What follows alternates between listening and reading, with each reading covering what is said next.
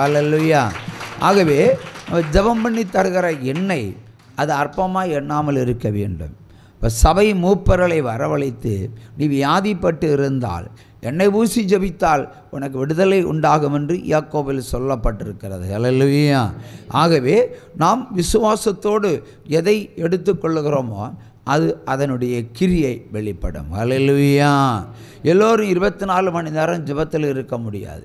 ஆனால் 24 மணி நேரம் பேய் பிசாசு நம்ம சரீரத்தை அணுகத்தான் பார்க்கும். அதனால தான் எண்ணெய் பூசியே என்ன பண்ணுறது, நம்ம நிற்கணும்னு சொல்கிறது.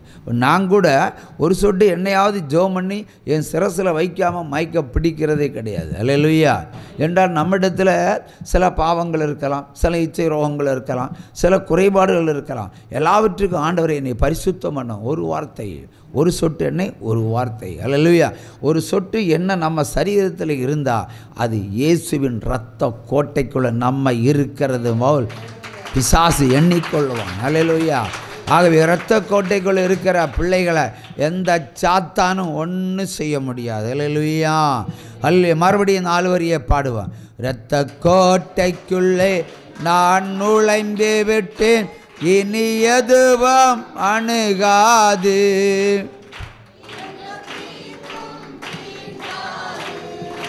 இரத்த கோட்டைக்குள்ளே நான் நுழைந்து விட்டேன், இனி எதுவும் அணுகாது, எந்த தீங்கும் நேரிடாது. இரத்த கோட்டைக்குள்ளே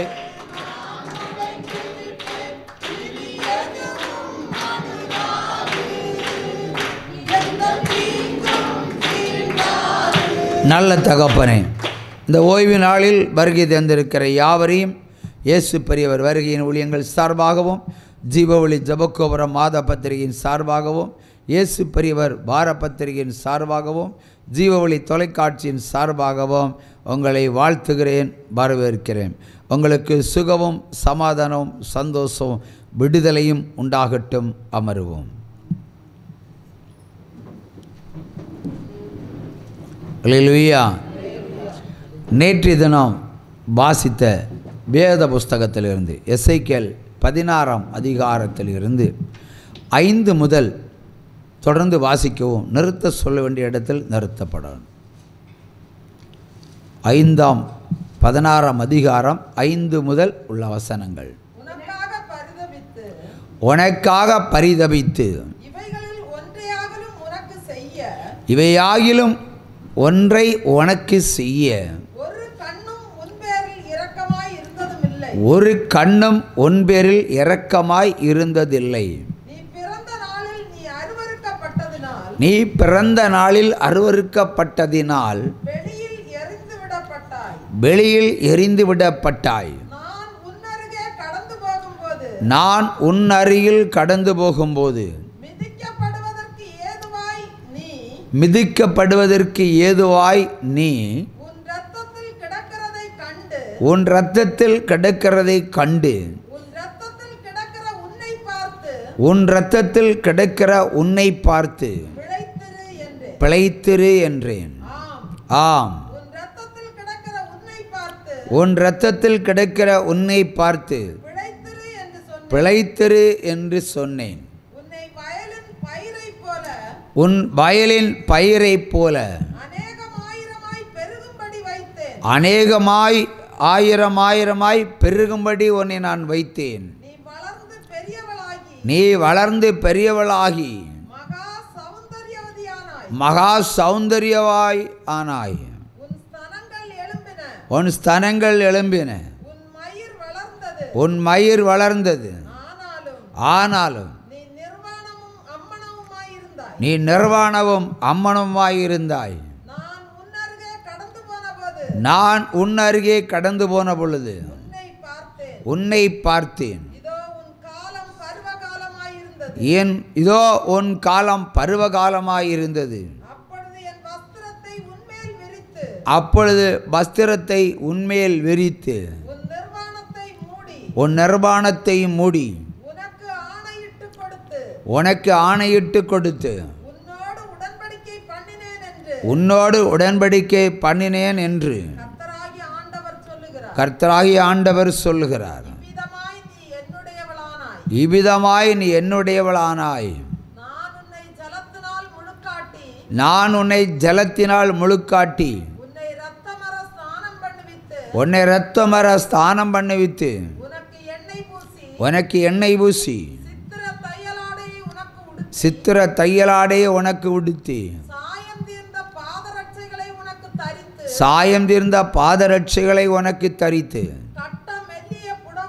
கட்ட மெல்லிய புடவையையும் மூடிக்கொள்ள பட்டு சால்வையும் நான் உனக்கு கொடுத்து உன்னை ஆபரணங்களால் அலங்கரித்து உன் கைகளிலே கடகங்களையும் உன் கழுத்திலே சரப்பாணிகளையும் கொடுத்து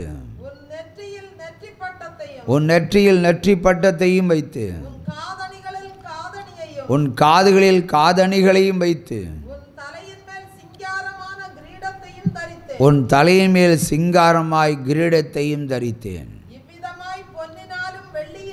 இவ்விதமாய் பொன்னினாலும் வெள்ளியினாலும் நீ அலங்கரிக்கப்பட்டாய். உன் உடுப்பு மெல்லிய புடவையும் பட்டும் சித்திர தையலாடையுமாக இருந்தது. மெல்லிய மாவையும் தேனையும் நெய்யையும் சாப்பிட்டாய். நீ மிகவும் அழகுள்ளவளாய் ராஜ்யத்தை சுதந்தரித்தும் பாக்கியத்தை பெற்றாய். உன் அழகினாலே உன் கீர்த்தி உன் புறஜாதிகளுக்குள்ளே பிரசித்தமாயிற்று. நான் உன்மேல் வைத்த என் மகிமையினாலே அது குறைவற்றதாய் இருந்ததென்று கர்த்தராகிய ஆண்டவர் சொல்கிறார். நீயோ வென்றால் உன் அழகை நம்பி உன் கீர்த்தியினால் சோரமார்க்கமாய் நடந்து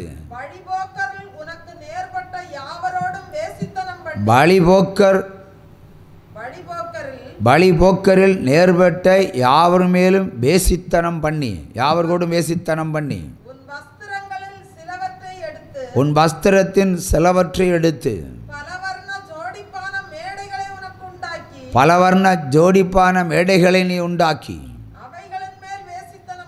அவைகளின் மேல் நீ வேசித்தனம் பண்ணினாய். அப்படிப்பட்ட காரியங்களில் ஒரு காலம் சம்பவித்ததும் இல்லை சம்பவிப்பதும் இல்லை. நான் உனக்கு கொடுத்த பொன்னும் வெள்ளியுமான உன் சிங்கார ஆபரணங்களை எடுத்து உனக்கு ஆண் சுரூபங்களை உண்டாக்கி அவைகளோடு கூட நீ வேசித்தனம் பண்ணி உன் சித்திர தையலாடைகளை எடுத்து அவைகளை மூடி என் எண்ணெயையும் என் தூப வர்க்கத்தையும் அவைகளின் முன் படைத்து நான் உனக்கு கொடுத்த அப்பத்தையும் நான் உனக்கு சாப்பிட கொடுத்த மெல்லிய மாவையும் நெய்யையும் தேனையையும் நீ அவைகளின் முன் சுகந்த வாசனையாக படைத்தாய். போதும். அல்லேலூயா. ஒரு கரவோசை.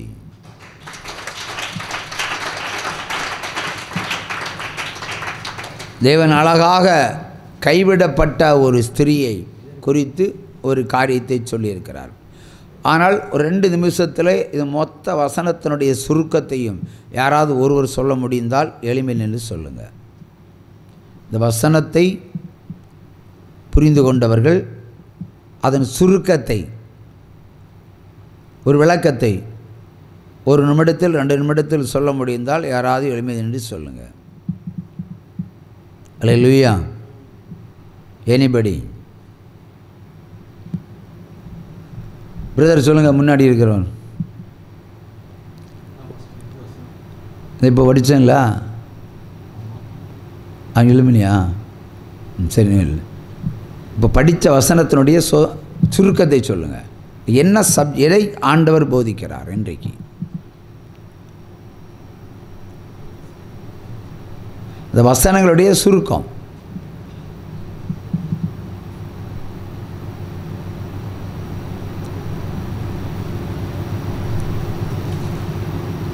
தெரிஞ்சது சொல்லுங்கள் பிரதர், நோ ப்ராப்ளம்.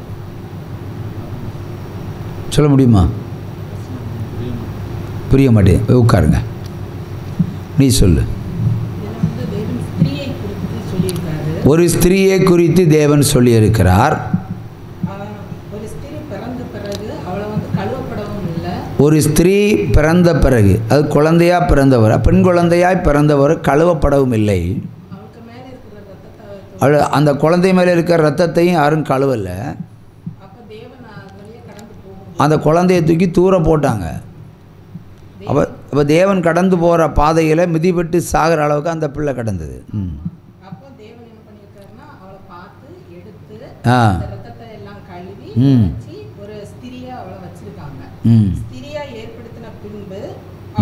அந்த பருவ காலங்கள் வரும்போது தேவன் அவளை பார்க்கும்போது அவ பாவத்தின் மிச்சம் அவ என்ன தேவனுக்கு முன்பாக நிர்வாணமா இருக்கிறார்.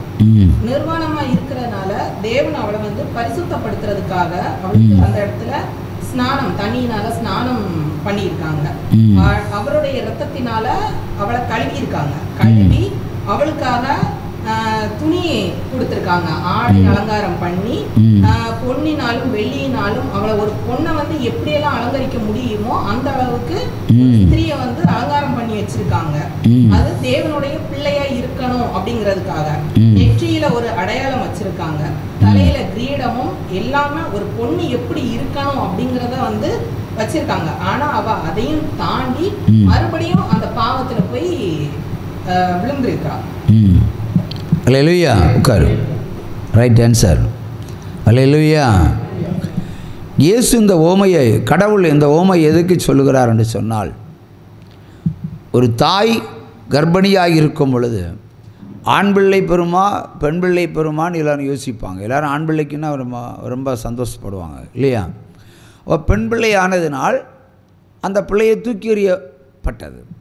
ஒருவேளை தப்பான ஒரு ஸ்திரீ பிரசவித்த பிள்ளையாக கூட இருக்கலாம் இல்லையா? ஏனால் ஒரு கண்ணும் அவள் மேல் இரக்கம் வைக்கவில்லை, இறங்கலை. அப்போ தன்னந்தனியாக ஒரு ஸ்திரீ தப்பான வழிகள் சென்று பிரசவித்து ஒரு குழந்தையை தூக்கி அப்படியே பிரசவித்து அப்படியே போட்டுட்டு போயிட்டா. இரக்கம் வைப்பதற்கு ஒருவரும் இல்லை. பிரசவித்த நேரத்தில் எப்படி அந்த இரத்த கரையோடு அந்த பிள்ளை கிடக்கிறது. ஆனால் தூக்கெறியப்பட்ட அந்த பிள்ளையின் வழியாய் தேவன் கடந்து போகும்போது மிதிப்பட வேண்டிய வழிகளில் கிடக்கிறது. அந்த பிள்ளையை பார்த்து ஆண்டவர் என்ன பண்ணுறாரு? கழுவி துடைக்கிறார். அல்லேலூயா. கழுவி துடைச்சி அழகுபடுத்துகிறார்.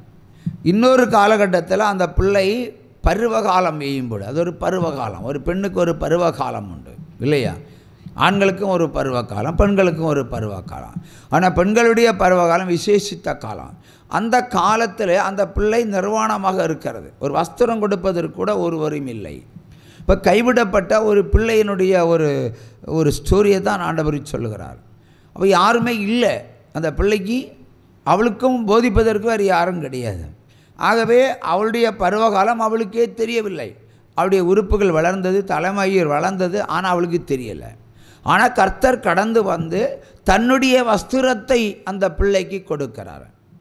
அதற்கு பிறகு அந்த பிள்ளைக்கு என்னென்ன தேவையோ அது எல்லாவற்றையும் கொடுக்கிறார். நாம் விருத்தொதுக்கப்பட்ட நெற்றி போட்டு அதையும் வைக்கிறார், கிரீடத்தையும் வைக்கிறார். நல்ல மெல்லிய வஸ்திரங்களை, விலை உயர்ந்த வஸ்திரங்களை அவர் உடுத்தி அழகு பார்க்கிறார். கழுத்தில் நகைகளை போடுறார், அதாவது மாலைகளை போடுறார். கரங்களில் வளையல்களை போடுறார், அதான் கடகங்கள், வளையல்கள் போடுறார். காதில் கம்மல்களை அணிவிக்கிறார், தேவனை அணிவிக்கிறார். அவ்வளவு மனவாட்டியாய் அந்த பிள்ளையை உருவாக்கினார்.